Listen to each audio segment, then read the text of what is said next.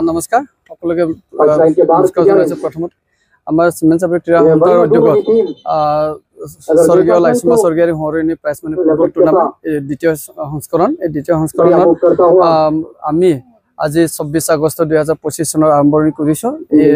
আজি আৰম্ভণি খেল খেলিছে লেপেটকটা আৰু গগামুখ স্পৰ্টছ একাডেমি।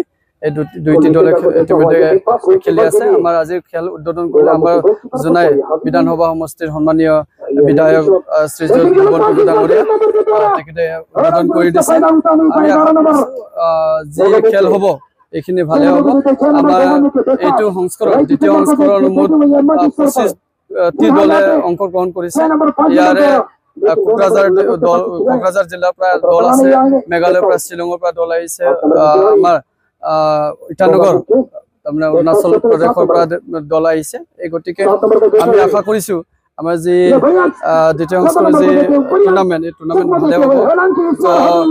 আমাৰ চিমেণ্ট চাপৰিবাসীয়ে যোৱা বছৰ প্ৰথম সংস্কৰণ যেনেকে আমাক সহযোগ কৰিলে, এই বছৰতো তেনেকে সহযোগ কৰিব বুলি আশা কৰিছো।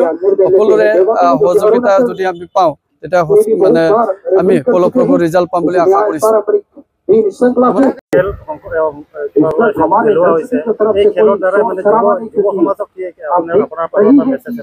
মই এইটোৱে আহ্বান জনাম,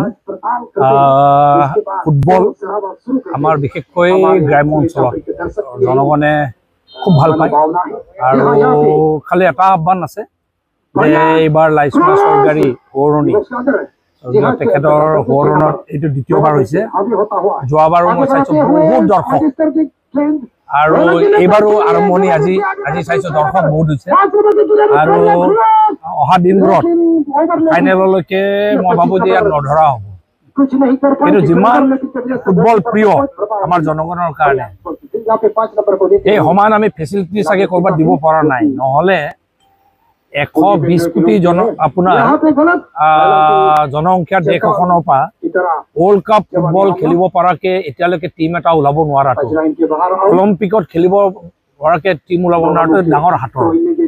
সেইকাৰণে মই আশা ৰাখিছোঁ এনে টুৰ্ণামেণ্টবোৰত ভাল আমাৰ এই অঞ্চলৰ নিজৰ অঞ্চলৰ যিখিনি উদীয়মান খেলুৱৈ আছে তেখেতসকলৰ প্ৰতিভা বিকাশ হ'ব।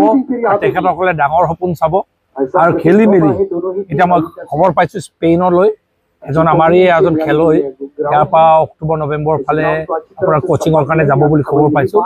এনেকৈ যদি ইউৰোপৰ টীমবোৰতো, ইউৰোপৰ টুৰ্ণামেণ্ট প্ৰিমিয়াৰ লীগবোৰতো যদি আমাৰ ইয়াৰ ল'ৰা ছোৱালীয়ে যদি সুযোগ পায়, মই ভাবোঁ যে ভৱিষ্যতে আমাৰ অঞ্চলত ফুটবলৰ বিকাশ হ'ব। আৰু মই আয়োজকসকলক ধন্যবাদ জ্ঞাপন কৰিছোঁ।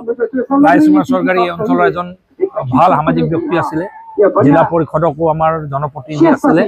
তেখেতে আগতে খেলা ধূলাক লৈ সামাজিক কাম কাজবোৰত যেনেকৈ উদ্যোগ লৈছিলে, তেখেতৰ সোঁৱৰণত পাতিছে। মই ভাবোঁ আমি সদায় এই টুৰ্ণামেণ্টটোক আৰু অলপ যিমান যেনেকৈ সহায় কৰিব পাৰোঁ কৰি চবেই ৰাইজে সহযোগ জনাই এইটোক এটা one of the premier tournament হিচাপে গঢ় দিবলৈ প্ৰচেষ্টা চলাব।